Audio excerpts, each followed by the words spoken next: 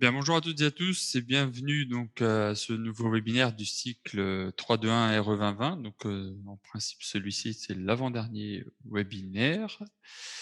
Au menu donc du jour, donc le webinaire est intitulé donc Travail collaboratif BIM autour d'une étude RE 2020.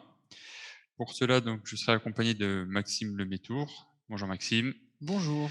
Et de Yacine Messaouden. Bonjour Yacine. Bonjour à tous. Pour ma part, donc, je me chargerai de transmettre vos questions donc en fin de parcours, sauf s'il y a des questions qu'on peut, auxquelles on peut répondre directement au fil de l'eau, comme le précisait à l'instant donc Maxime. Voilà. Avant de commencer donc le déroulé, on va faire un petit rappel du flux OpenBeam et ensuite on rentrera donc dans le vif du sujet donc avec la démonstration qui sera assurée donc par Yacine et Maxime. Sans plus de transition, je te passe la Ouais, main, Maxime, tu prends le relais c'est et à bon, tout à l'heure. normalement, vous avez mon écran. C'est bon. Donc, petit rappel du flux OpenBeam RE 2020, donc ce que l'on va mettre en place chez CIP. Alors, hop, je vais juste couper ma webcam parce que vu que je vais manipuler les logiciels, ça sera plus fluide, je pense. Donc, au niveau donc du flux. Donc, le flux, c'est un peu un rappel de ce qu'on a fait déjà dans les précédents webinaires sur le thème donc, de la RE 2020. Donc, il nous faut donc un modèle architectural 3D. Ce modèle architectural 3D, vous l'avez vu, on l'a envoyé dans CIPETERM pour la simulation énergétique, donc le volet énergie de la RE. Et de ce volet énergie, donc on a ressorti un fichier R7. Et le modèle architectural ici, plus le fichier R7, permet de réaliser donc l'analyse de cycle de vie, donc le volet carbone de cette RE. Et tout ça, donc le modèle architectural, ouais, est pas peut-être initié à partir d'un plan 2D, ça peut être un voilà ici. Et tout ça grâce à la plateforme, donc le flux de travail entre le modèle architectural, la simulation énergétique et l'analyse de cycle de vie, grâce à la plateforme BIMserver.sulta. Donc ça, c'est le flux de travail qu'on vous a présenté lors des précédents webinaires. Sauf que le flux de travail qu'on vous a présenté dans les précédents webinaires était entre guillemets un flux de travail parfait. Ça veut dire que on faisait les études les unes après les autres. Le premier webinaire, c'était le modèle 3D. Le deuxième, ça devait être, j'ai plus le nombre exact de webinaires en tête, mais on en a fait un sur le modèle analytique et le calcul de besoins. Après, on a fait la consommation. Et après, on en a fait deux sur l'analyse de cycle de vie. Donc tout ça dans un déroulé, un flux de travail qui était entre guillemets parfait, sans jamais revenir en arrière, sans jamais demander de modifications aux autres acteurs de notre projet. Donc là, ici, l'idée de ce webinaire, c'est donc toujours avoir ce flux-là, sauf que autour d'une simulation énergétique, de l'analyse de cycle de vie. Donc, on a la plateforme collaborative qui nous aide et on va utiliser un autre outil avec Yacine que je vais vous présenter juste après qui s'appelle OpenBeam Model Checker. Et grâce à cet outil, en fait, on va pouvoir demander des modifications de projet, faire des modifications. Et donc, l'objet de ce webinaire, c'est vraiment de vous présenter le flux de travail mis en place avec tout ce qui est actualisation, exportation des modèles, etc. Puisque on se doute bien qu'à la sortie de la RE 2020, il n'y aura jamais un projet qui sera parfait du premier coup. Il faudra souvent revenir dessus pour effectuer des modifications pour qu'il soit entièrement conforme. Donc voilà ici le flux de travail donc, que l'on va mettre en place. Alors ici, donc, on a démarré le projet donc avec Ashraf et Yacine. Donc Ashraf ayant le rôle de l'architecte, Yacine le rôle euh, du thermicien, et moi je serai celui qui réalise l'analyse de cycle de vie. On est trois, on pourrait être plus, on pourrait être moins, peu importe ici. Notre seul lien entre les trois, c'est Internet. Ici, donc on a chacun nos logiciels sur notre poste. On est connecté à Internet, ce qui nous permet d'envoyer donc des modèles, des maquettes sur la plateforme ici bimserver.center. Donc là, je suis dans le projet, donc on est au 8e webinaire. Ce projet, je vous le partage, comme ça, si vous voulez y accéder, vous pouvez demander à voir le projet, pas de souci. Donc on a une équipe de travail qui est composée de nous trois. Avec le lien que je vous ai envoyé, vous pouvez venir composer cette équipe de travail si vous le souhaitez. Et dans ce projet, donc on a le contenu. Donc on va dire qu'on a déjà fait une première version de notre projet. Donc Ashraf a déjà fait un modèle architectural et un modèle analytique pour que Yacine derrière puisse faire une étude thermique Et donc là, on a dans ce fichier IFC d'études thermiques, on a le fichier R7, donc qui va me permettre pour l'analyse de cycle de vie d'avoir les consommations notamment. Et ici, Yacine nous le présentera tout à l'heure, mais il a créé un incident du 1/6 de Chab. Donc, peut-être que Ashraf, quand il a fait le modèle architectural, je ne dis pas qu'Ashraf travaille mal, mais Ashraf n'a pas pris en compte cette exigence du 1/6 de surface habitable pour les surfaces vitrées. Donc ici, moi de mon côté, je vais faire, donc j'ai fait l'analyse de cycle de vie, donc je l'ai fait avec le logiciel en fait qui est ici Elodie by CP. Donc ici dans le logiciel, j'ai les différents éléments qui apparaissent. Alors ici donc au niveau de mon projet, donc j'ai les éléments. Alors j'ai un petit souci, excusez-moi, je ne vois pas. Normalement, je devrais voir la vue 3D. Alors c'est peut-être lié à mon partage d'écran. Je dois avoir sûrement un peu de ralentissement. 2 petites secondes, je vais voir. Je... Hop. Alors, ah si, ouais, si, ok, c'est bon. Donc là, on a la vue 3D qui est ici, donc la vue 3D du bâtiment de logement collectif sous simple. Donc j'ai réalisé la partie critères de Maitrey ici, c'est-à-dire donc ça faisait l'objet de précédents webinaires, de lier comment dire, les éléments du modèle IFC avec des fiches FDES. Donc j'ai fait Excuse-moi, tout mec. ça. Si Oui. ton écran ne bouge pas, je sais pas si tu bouges ou pas, mais ça bouge. Ah si, pardon, merci Yassine. Tac. Là, vous le voyez? Ouais. Ah, là, c'est bon. Ok, Ouais, c'est bon. donc voilà. Donc j'ai le modèle 3D ici. J'ai fait la partie critères de Maitrey pour lier donc les éléments du modèle IFC avec les fiches FDES. Du coup, ce qui me permet, dans la partie analyse de cycle de vie, de retrouver donc l'ensemble. Hop, alors, il faut que j'actualise pour bien tout retrouver. Voilà. Donc le bâtiment et l'ensemble des lots, ici avec les différents éléments qui apparaissent et le Maitrey correspondant. Comme ça vous a été présenté également lors d'un précédent webinaire, je suis venu ajouter notamment dans la partie VRD tout ce qui est lié au réseau, à la voirie, les fondations, parce que ça, c'était des éléments qui n'étaient pas présents dans le modèle IFC. Donc, je suis venu les ajouter manuellement. Ça, c'était l'objet du précédent webinaire, il y a à peu près un mois, il me semble. Et j'ai récupéré ici donc les données de consommation liées au projet. Okay, donc voilà. Donc Yacine, je te passe juste la main pour nous présenter ton étude RT, lancer de calcul, et ensuite je reviendrai moi sur mon projet ici. Tac. Normalement, tu dois pouvoir prendre la main. Tac. Là, j'ai partagé mon écran, je sais pas si c'est bon ou pas. Si, c'est bon. Alors, du coup, moi, j'ai fait, comme a dit Maxime, l'étude sur CIPETherm RT 2012, mais le principe va être le même avec CIPETherm R 2020. Donc là, on est sur un calcul avec la dernière version du moteur de calcul, avec un label énergie carbone. Donc là, tout simplement, comme on l'a déjà vu sur des précédents webinaires, on a défini les locaux avec les différents éléments constructifs, que ce soit les parois extérieures, parois intérieures. Ici, on n'aura pas de parois en contact avec le sol.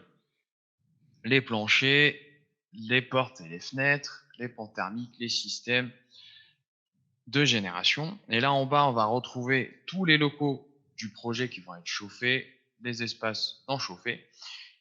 Et au niveau des locaux, on va retrouver bien évidemment le Maitrey issu directement de la maquette numérique, avec les différentes parois. On retrouve ici les différentes surfaces. Ici, bien évidemment, ici on retrouve la surface du local, donc les parois verticales, les planchers, etc. Donc une fois le projet complété, on vient lancer directement un calcul. Vous avez tous les autres détails. On peut mettre en place bien évidemment les parkings, les ascenseurs, etc. Donc là, on lance un calcul complet biocépétique et dièse. Le calcul, le fait de rajouter la dièse, ça nous permettra bien évidemment de poursuivre l'étude ACV que fait Maxime dans Elodie by CP. Donc là, un petit résumé du calcul. On voit que tout est bon au niveau du BBio. Au niveau du CEP aussi, hein, tout est bon. La TIC aussi, étanchéité à l'air, le ratio psy, psy9, tout est bon. Sauf qu'on a un petit souci avec l'accès à l'éclairage naturel où on a ici une petite croix. Alors, pour plus de détails, on a l'étude thermique réglementaire, pardon. Et ici, tac, on va retrouver le détail du calcul et on peut voir ici l'accès à l'éclairage naturel qui n'est pas satisfait. Alors, on est limite, hein, on est à 5%, presque 6% de notre vérification. En tant que thermicien et n'étant pas le propriétaire de la maquette, hein, je peux la modifier dans CIPETerm, modifier les surfaces, mais je n'ai pas le droit. Je ne suis pas le propriétaire de la maquette. Donc pour ça, et pour informer le propriétaire, en l'occurrence ici, ça va être mon collègue Ashraf, pour lui dire de modifier les surfaces de B pour satisfaire cette exigence-là. Ici, le principe, hein, comme l'a dit Maxime, on est juste relié par une connexion Internet. Alors, je peux prendre mon téléphone et l'appeler pour lui dire de modifier, mais là, ça ne sera pas nécessaire. J'ai créé un incident, on va voir juste après avec Maxime, ici, dans OpenBeam Model Checker, un incident sur les fenêtres, hein, ici. On voit bien en rouge directement sur la maquette les fenêtres qui peuvent être changées pour satisfaire aux exigences. Et cet incident-là, je l'ai exporté sur le projet beamserver.center que on a vu tout à l'heure et que Maxime va nous présenter tout de suite, et on verra ensuite comment rectifier tout ça pour avoir un projet, une étude thermique complète et qui satisfera à toutes les exigences. Ok, merci Yacine. Donc je prends la main. Donc sur la plateforme beamserver.center, c'est cet incident-là en fait qui a été créé par Yacine, donc qui contient des fichiers ici. Et cet incident en fait va remonter directement à Ashraf parce que c'est lui qui est à l'origine donc de la maquette architecturale. Donc une fois que Yacine a fait cet incident, moi j'ai quand même démarré l'analyse de cycle de vie. C'est ce que je vous ai montré en amont. Yacine sait qu'il y a un souci de fenêtre, mais m'a quand même partagé un R7 pour que moi, au niveau de mon analyse de cycle de vie, je puisse quand même la démarrer. Donc c'est ce que je vous ai montré tout à l'heure avec l'ensemble des PCE que j'ai renseignés. Et j'ai également récupéré les consommations donc, qui viennent de Yacine. Donc moi, j'ai fait une première ébauche de mon analyse de cycle de vie. Ça veut dire qu'en fait, je ne suis pas obligé d'attendre que Yacine ait fini l'étude thermique pour commencer l'analyse de cycle de vie. Je peux vraiment la démarrer à n'importe quel moment. Donc ici, je pense l'avoir terminé, tout en sachant que j'ai un petit souci sur les fenêtres, mais je peux déjà lancer un premier calcul et retrouver donc la synthèse de plus c'est moins. La synthèse qui est ici, donc on voit que j'ai un niveau carbone qui est atteint à 0. Donc, alors là, je fais avec le label, cette étude. Donc, je n'ai pas de niveau carbone atteint. Donc, je n'atteins même pas le niveau 1, mais pour très peu de choses. Donc, qu'est-ce que je peux faire? Par exemple, je peux faire, moi, de mon côté, dans Elodie, by CP, je peux venir faire des tests. Je sais, par exemple, qu'au niveau de l'isolation, dans les doublages, on est parti sur du doublage plaque hostile sur appui et fourrure, qui est un isolant courant. Mais pourquoi pas se dire, en fait, pour que mon projet devienne conforme, je pourrais partir sur un isolant biosourcé. En fait, directement ici, dans Elodie, je peux faire des modifications. Je peux changer la sélection et dire qu'en fait, je ne vais plus partir sur du plaque hostile, mais je vais aller dans isolation, ITI, et je vais choisir de la fibre de coton, donc de 8 cm, 80 mm, c'est l'épaisseur du mur. Donc j'accepte, du coup la fibre de coton se met à la place du plaque hostile, donc là je suis en train de modifier la paroi extérieure des logements, qui apparaît en orange, sauf que si on regarde ici l'unité fonctionnelle, ça contient uniquement la fibre de coton, je n'ai pas la plaque de plâtre. En fait, ce que je vais pouvoir faire ici manuellement, c'est ajouter un nouveau composant et aller chercher donc dans la partie cloisonnement juste une plaque de plâtre pour en fait compléter le projet. Alors je n'ai pas de fabricant préférentiel. Ici, hop, une plaque de BA13, voilà, j'accepte. Alors il va falloir que je rentre la quantité manuellement parce que c'est pas lié à mon modèle.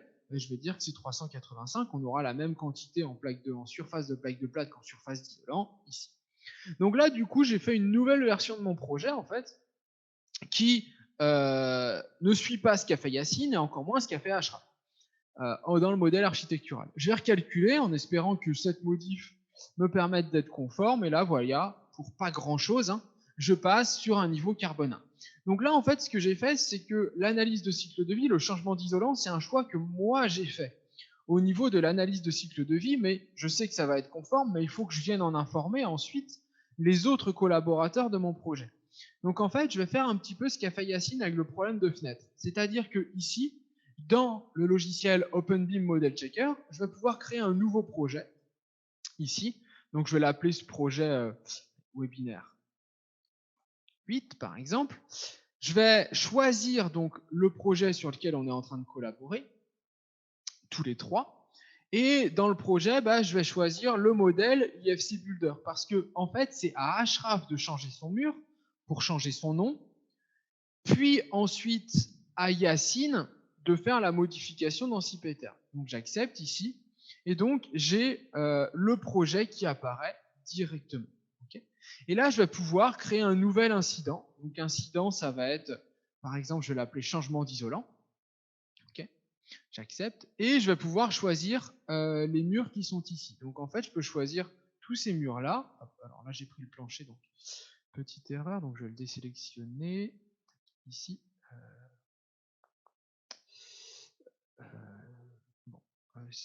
Voilà, hop.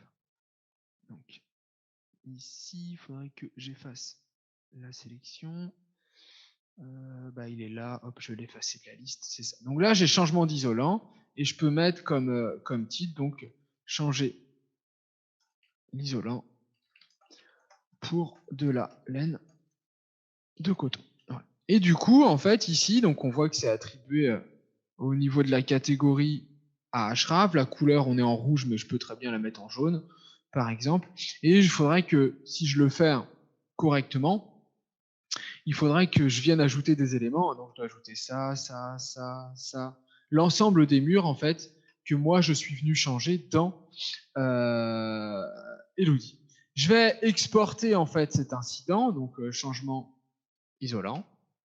Et puis, en exportant cet incident, en fait, Ashraf, via beamserver.center ici, va en être informé. Il en est aussi informé par mail. On reçoit un mail et du coup, nous fera les modifications qui vont bien, donc au niveau de la maquette. Donc Ashraf, lui, sur son modèle IFC, fait les changements et en tenant compte donc à la fois de l'incident d'Yacine et à la fois de mon incident. Donc ici, on voit apparaître mon incident, donc que j'ai appelé changement isolant. Et là, donc à 11h20, on voit apparaître le nouveau modèle que Ashraf vient de nous envoyer à l'instant. Donc c'était un peu préparé forcément ce webinaire. Donc moi j'ai envoyé le changement d'isolant, aussitôt après Ashraf envoie son modèle, son nouveau modèle architectural directement ici. Et donc je vais repasser la main à Yacine parce que donc c'est Yacine qui va être le premier impacté par ce changement puisqu'il va avoir un autre type d'isolant et il aura également un autre type de fenêtre au niveau donc du projet. Donc Yacine, je te repasse la main pour que tu puisses du coup nous faire les modifications dans CPTR. Oui, je partage mon écran. C'est bon. Ouais, c'est tout bon. Donc là, au niveau de CPTR Marté 2012, en plus de recevoir une notification sur mon compte BIM Server pour me dire qu'il y a eu de nouveaux fichiers ajoutés au projet, un mail également sur mon adresse mail pour me dire que également il y a du changement au niveau du projet. Je peux aussi constater un changement qui peut m'alerter au niveau du logiciel. Là, en haut à droite, on voit le bouton actualiser qui clignote. Lorsque ce bouton clignote, cela veut dire que des fichiers ont été ajoutés au niveau du projet. Donc, je vais venir actualiser mon projet. Alors, il est sur mon autre écran, voilà, ici. Donc, en actualisant, il me propose les différents fichiers présents sur le projet. On voit les incidents, etc. Moi, ce qui m'intéresse, c'est vraiment la maquette issue d'IFC Builder pour récupérer les changements. On voit ici, dans la partie changements, la mention nouveau pour m'indiquer les nouveaux fichiers ajoutés. Donc, nouveau, je coche IFC Builder, j'accepte et là, je vais pouvoir actualiser ma maquette. Dans les résultats de l'actualisation, on voit bien que 5 éléments ont été créés, il y a eu de l'actualisation, de la suppression, etc. Également au niveau des arêtes du projet. Donc en acceptant, je vais me retrouver avec des points d'exclamation au niveau de la bibliothèque, dans les parois extérieures, dans les fenêtres, mais également les pans thermiques. Donc pour commencer, on va aller sur le premier, paroi extérieure, avec ici paroi extérieure logement. La paroi extérieure logement avec une croix rouge. Quand vous avez une croix rouge dans la colonne en cours d'utilisation, cela veut dire que la paroi n'est pas utilisée, elle n'est pas présente sur la maquette. D'ailleurs, au niveau de la vue 3D, elle ne s'allume pas en orange, ça veut dire qu'elle n'est pas utilisée. En plus de ça, je vais avoir paroi extérieure logement fibre de coton. Ça, c'est la nouvelle paroi qui a été ajoutée par Ashraf, avec une croix ici qui m'indique que cet élément-là n'a pas été révisé. Pourquoi j'ai gardé cette paroi-là, je ne l'ai pas supprimée encore, c'est parce que comme ma paroi possède les mêmes couches, hormis l'isolant, je vais pouvoir ici les réutiliser sans pour autant refaire la manip d'aller importer chaque élément, chaque paroi. Je vais utiliser une option, enfin un outil ici qui est attribué, ici. Donc, j'attribue les différentes couches de ma paroi extérieure à ma paroi extérieure logement fibre de coton. En acceptant, la croix disparaît. La paroi extérieure logement, je n'en ai plus besoin, du coup, je viens la supprimer. Tac. De toute façon, un élément utilisé ne peut pas être supprimé, donc comme là, c'est supprimé, ça confirme que ce n'est pas utilisé. Je vais revenir au niveau de ma paroi extérieure logement, et là, je vais venir changer mon isolant, qui est la laine de verre, en cliquant directement sur le petit crayon jaune. Je vais mettre ici fibre de coton. Pour l'épaisseur, on va rester sur 8 cm. Et pour la conductivité, on sera ici sur du 0,037 watts. Mètre calcul. J'accepte, le changement a été fait, j'accepte. Passons maintenant ici à la fenêtre. Alors pour les autres éléments, il n'y a pas eu de changement, donc on s'en préoccupe pas.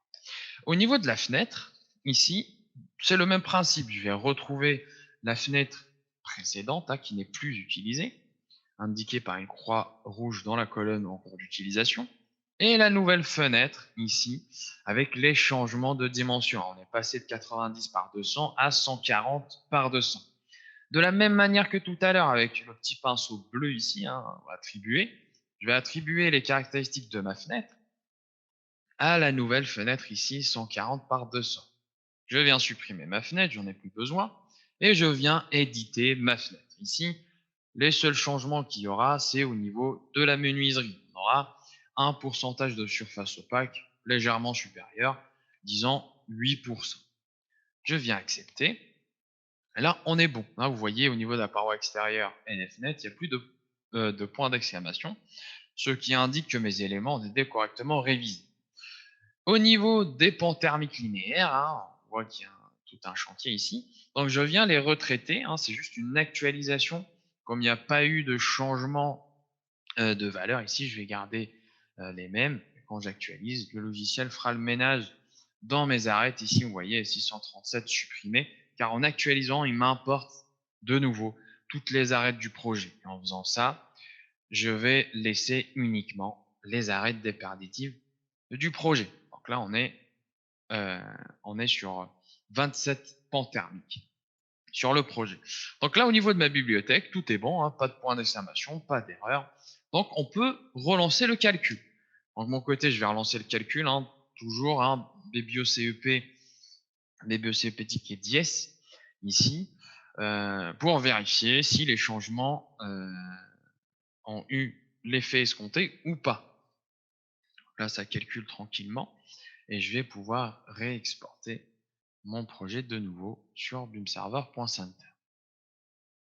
Donc là, le calcul s'est fait. On voit bien que la vérification de l'accès à l'éclairage naturel a été vérifiée avec les changements. J'accepte.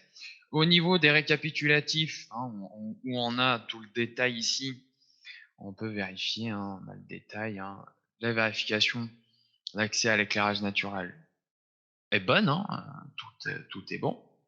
Et donc là, je vais ici, alors on peut générer le R7, hein, alors je vais l'enregistrer au niveau du bureau, on peut créer en PDF, tac, il est ici, donc ça me génère mon R7 tranquillement. Donc je reviens dans bâtiment, et là je vais exporter, tac, alors à l'export, hein, le R7 va se régénérer automatiquement en local sur votre PC. Donc j'accepte, là l'export se fait sur le projet beamserver.center où Maxime pourra récupérer la nouvelle étude thermique ici réalisée sur CIPETERM RT 2012. Alors ici on a fait les changements sur les fenêtres et les parois extérieures, mais si ça avait été des changements de système de génération ou tout autre changement, ça aurait été le même principe, hein. On réalise des modifications, on exporte et ils pourront être récupérés pour la suite de l'étude. Je te laisse Maxime Ouais, continuer. merci Yacine. Donc du coup, hop, je repartage mon écran. Donc Yacine a fait la modification. Sur Beam Server, ici, on voit hein, que du coup 11h28, bah, c'est le nouveau fichier de Yacine qui apparaît. Et moi, donc dans Elodie, là, dans la partie analyse de cycle de vie, je ne vois rien, mais si je reviens dans Maîtrise du modèle BIM, bah, j'ai bien le bouton actualiser qui clignote. Alors il m'indique ce bouton actualiser, tout ce qui a été créé, tout ce qui a été modifié hein, ici. Donc moi, du coup, bah, je vais venir me lier hein, toujours au même fichier. Donc je lis le modèle architectural d'Ashraf et je lis l'étude RT 2012 de Yacine. Le reste hein, n'a pas d'impact sur mon étude, donc c'est pour ça que je ne les prends pas. Je vais accepter. Et donc ici, je vais me retrouver avec la même chose que Yacine. C'est-à-dire que là, alors je vais me mettre par entité plutôt, on voit que au niveau de mes métriques du modèle BIM, bah, j'ai deux croix rouges. Une croix rouge sur les IFC Wall, parce que cette nouvelle paroi extérieure logement fibre de coton, bah, je ne l'avais jamais métrée en fait, dans mon critère. Et pareil ici, cette nouvelle fenêtre, 140 par 200, je ne l'avais non plus jamais métrée. Donc ici, je vais revenir sur critères de métrée. Et en fait, sur l'élément logement collectif, donc c'est le critère que je suis en train de lire, je vais le modifier. Et la paroi extérieure logement, qui était ici, donc je lisais le nom, paroi extérieure logement. Je ne vais pas supprimer ou modifier cette ligne, je vais copier cette ligne.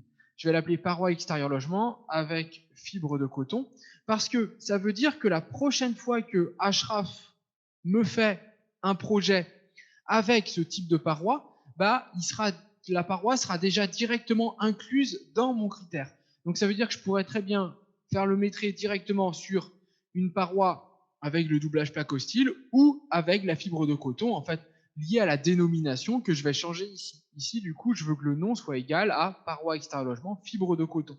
Peu importe, en fait, à chaque fois, le critère de maîtrise sera capable d'aller lire le nom de la paroi. Et en fonction du projet, certains critères seront utilisés, d'autres non. Donc ça, au niveau du critère et au niveau des fenêtres, ici, donc par exemple, j'ai un petit souci sur le nom de mon critère. Tac, 80. Alors, Yacine, on est d'accord qu'on est passé de 140 hein, de 90 200. À 140. Donc ça. En fait, c'est celui-ci que je dois modifier. Hop. Donc là, 90 par 200, bah, au lieu de lire 90 par 200, je vais lire 140 par 200. Et c'est pareil, j'ai mes deux critères. J'ai le critère 90 et le critère 140. Comme ça, sur les prochains projets, je pourrai toujours sélectionner ce même critère pour le mettre et ça s'appliquera en fait au projet. Donc certains critères pourront être pris, d'autres non. J'accepte, je ferme et j'ai plus de croix rouge parce que la fenêtre 140, c'est bon, elle est lue et le mur est également ici lu. Alors je viens de me rendre compte que je suis allé un petit peu vite parce qu'au final, j'ai pas fait de modif, j'ai juste créé de nouveaux critères. Mais sur paroi extérieur logement avec fibre de coton, bien sûr ici, je ne vais plus avoir le doublage plaque au style, mais avec le plus, je vais aller choisir dans la base Ignace, donc l'isolation, je refais en fait ce que j'avais fait tout à l'heure, sauf que là, je le fais directement en tant que critère de maîtrise, et ça va dans l'O 5.2 ici, et je vais lire l'air net des murs, ok. Et comme tout à l'heure, donc je vais ajouter la plaque de plâtre. Alors ça, je le passe, que je vais trouver dans cloisonnement, je le passe assez rapidement parce que c'est des choses que j'ai déjà présentées hein, dans de précédents webinaires ici. Donc là, je vais lire celle-ci, voilà, et c'est pareil, je vais lire l'Airnet. et ça va se classer dans le chapitre 5.2. 5.2. Voilà, j'accepte. Donc là, j'ai mon critère de maîtrise. Donc avec, cette fois-ci, j'ai bien la paroi extérieure logement fibre de coton qui sera avec de la fibre de coton et une plaque de plâtre. La paroi extérieure logement, elle, je la laisse avec du doublage placostier, sachant que celle-ci ne sera pas lue. Donc que je la laisse ou que je la supprime, ça revient au même sur mon projet. Mais pour rappel, je ne la supprime pas parce que sur les prochains projets d'Ashraf, j'aimerais bien ne pas avoir à le recréer. Et sur la fenêtre 140 par 200, bah en fait là, ma fiche FDES, elle me spécifie pas de taille de fenêtre. On voit que c'est fenêtre et porte-fenêtre PVC.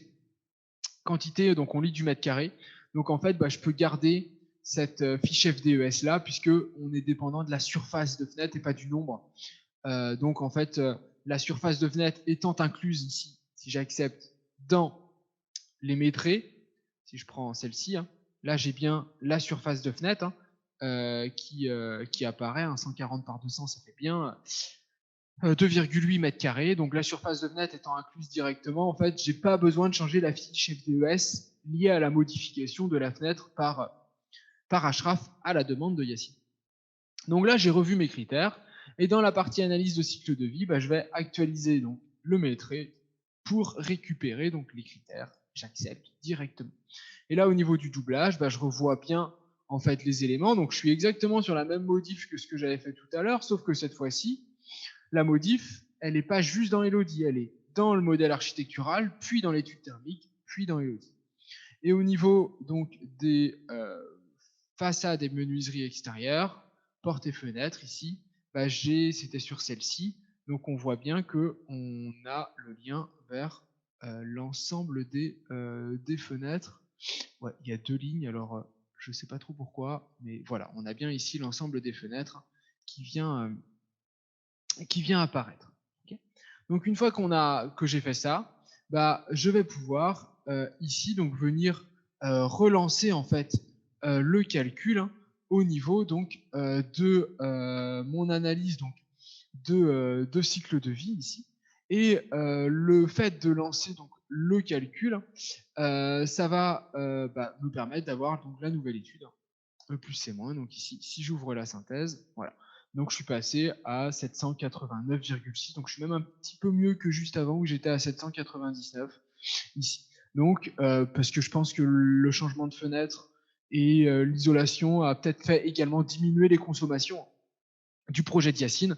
Donc ça impacte également donc le niveau carbone. Donc là on a bien un projet qui est Yacine T énergie 2 et moi je suis carbone 1 ici au niveau donc de ce projet. Donc là on a un projet qui est entièrement conforme via donc la plateforme BIM Server et notamment le logiciel OpenBIM Model Checker. Avec Yacine, on a pu indiquer tous les deux les modifications qu'il fallait faire à l'architecte pour que notre projet soit complètement conforme.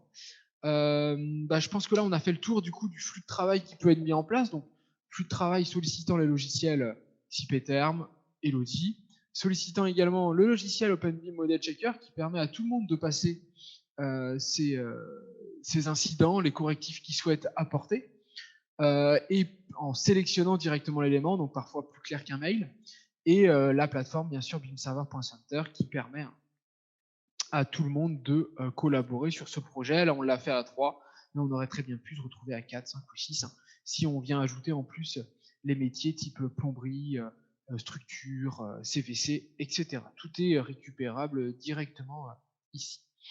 Ashraf, je te propose de reprendre la main. On va pouvoir, je pense, passer à la partie questions. Hop, je viens de lâcher la présentation de mon écran. Merci Maxime, merci Yacine pour la présentation. Hop, je repartage mon écran. Hop. Donc juste avant de passer aux questions, un petit mot sur le prochain, notre prochain webinaire. Donc la date est pas encore définie, elle est à venir. Donc ce sera le dernier webinaire du cycle 3.2.1 RE2020. On présentera donc le logiciel dans sa version quasi définitive, je pense. Les modalités d'inscription ne changeront pas. Donc tout ce qui a été inscrit au préalable se verront inscrits d'office à ce dernier webinaire. Et je précise, comme à chaque fois, si vous souhaitez donc bien entendu vous désinscrire, vous nous envoyez un petit mail à support.france@cip.com et on vous désinscrit. Voilà. Donc, côté questions, concernant donc la session d'aujourd'hui, pas beaucoup de questions, mais on va répondre à tout ça. Alors, une première question, qu'en est-il de la nouvelle version CPTerm RE 2020? Avez-vous finalisé les moteurs de calcul? Voilà, on parlait de ça justement à l'instant. Est-elle intégrée dans l'offre campus? On va faire une réponse en 2 temps. Je vais laisser la première partie donc à Maxime et je reviendrai sur la version campus parce que, étant en charge de campus, je répondrai à celle-là. Vas-y Ouais. Maxime, je te laisse. Alors, juste je précise, avez-vous finalisé les moteurs? C'est pas nous qui finalisons les moteurs de calcul, hein. Pour la partie énergie, bah, c'est un moteur de calcul réglementaire, donc c'est le moteur du CSTB qui est quasiment finalisé. Et pour la partie carbone, on a un partenariat avec le CSTB, donc c'est le moteur d'Elodie, le moteur Comenv, qui lui est finalisé.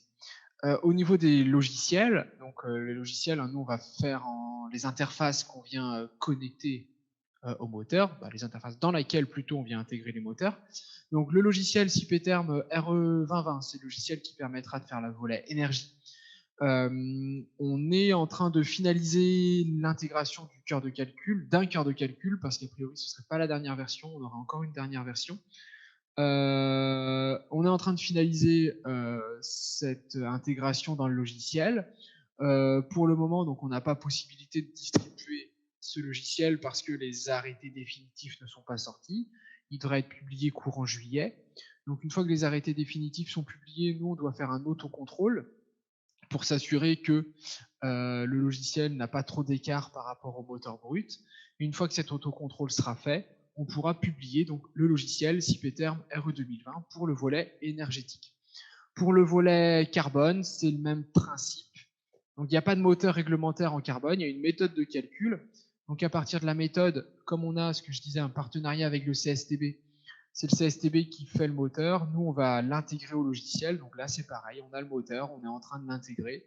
Il faudra qu'on fasse des autotests et une fois que les autotests seront validés, on pourra publier la version d'Elodie by CP pour la RE 2020. Je te laisse répondre pour la partie campus. Ouais. Pour la partie campus, alors est-elle intégrée dans l'offre campus? Au jour d'aujourd'hui, ni l'un ni l'autre ne sont intégrés dans les conventions accords campus qu'on propose. Donc ça sera sûrement amené à évoluer, mais pas avant la rentrée, quoi qu'il en soit, vu que pour l'instant, on ne dispose pas de tous les éléments. Voilà. Ensuite, deuxième question. Pour ceux ou celles qui utilisent IFC Builder, existe-t-il des tutos de prise en main, de CP, architecture ou des webinaires à venir? Didier Le Goff. Je vais répondre. On a des présentations type architecture qui doivent être disponibles sur YouTube. Pour le moment, nous, chez CP France, on n'a pas trop communiqué dessus. Parce que je pense que si c'est pour faire des études thermiques, c'est quand même plus simple d'utiliser IFC Builder. CP Architecture, c'est vraiment pour rendre un beau rendu architectural, donc équivalent à ce que peut faire Revit ou Archicad. Mais il y aura, oui, à venir des tutos de prise en main ou des webinaires sur le logiciel. Pour l'instant, il y a quelques vidéos sur YouTube seulement. Alors, j'ai une question. Où peut-on revoir les replays? On va vous remettre le lien dans le mode de chat pour voir le replay. C'est le même lien où vous êtes inscrit à ce webinaire initialement. Ensuite, M. Chotarden, et donc il devrait rester 3 ou 4 mois pour intégrer le moteur RE 2020 à l'interface CP4MEP. On est large. Je te laisse répondre, Maxime. Ça a été précisé dans un précédent webinaire. A priori, ouais. Donc on va sortir une première version donc qui serait CPTerm RE 2020 uniquement.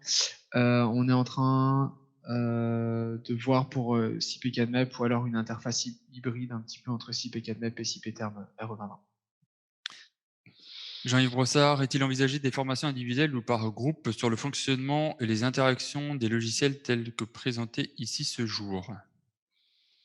Alors, donc sur CPTerm RE 2020, oui, on aura une formation du coup, comme les formations de notre catalogue formation, hein, on viendra intégrer des formations à ce niveau-là, sans problème. Donc CPTerm et Elodie, hein, on aura les formations qui vont bien pour l'utilisation de ces logiciels. Ce qui est flux de travail avec OpenBIM Model Checker, c'est un peu plus compliqué de faire des formations parce que faut imaginer un flux de travail, etc. C'est des logiciels qui sont un peu utilisés en appoint et pas pour faire un projet complet. Ça va arriver ponctuellement sur un projet qu'on va l'utiliser. Donc, pour ces logiciels-là, il ne faut pas hésiter au support à nous contacter. Ou autrement, dans ces outils-là, il y a des manuels qui sont plutôt bien détaillés sur l'ensemble des fonctionnalités du logiciel. Voilà. Mais pour CIPETERM, RE 2020 et Elodie by CIP, là oui, on proposera des journées de formation. Tout à fait. Eh bien, on dirait qu'on a fait le tour de toutes les questions. Si vous en avez d'autres, je vous invite à les envoyer. Sinon, on va pouvoir clôturer donc le webinaire. Et du coup, pour le prochain, pour l'instant, on n'a pas de date puisqu'on attend une sortie officielle des textes et également une sortie des outils pour vous présenter vraiment la version finale des outils. Donc, ça devrait être une présentation que l'on ferait avec Patrick Corrales du CSTB là-dessus. Ashraf, j'ai l'impression qu'il n'y a plus de questions, je non pense. Bon, il ne nous reste plus qu'à vous remercier de votre présence et puis on vous souhaite une bonne journée. On vous dit à bientôt. Merci à tous, bonne journée. Merci à tous. Au revoir. Au revoir.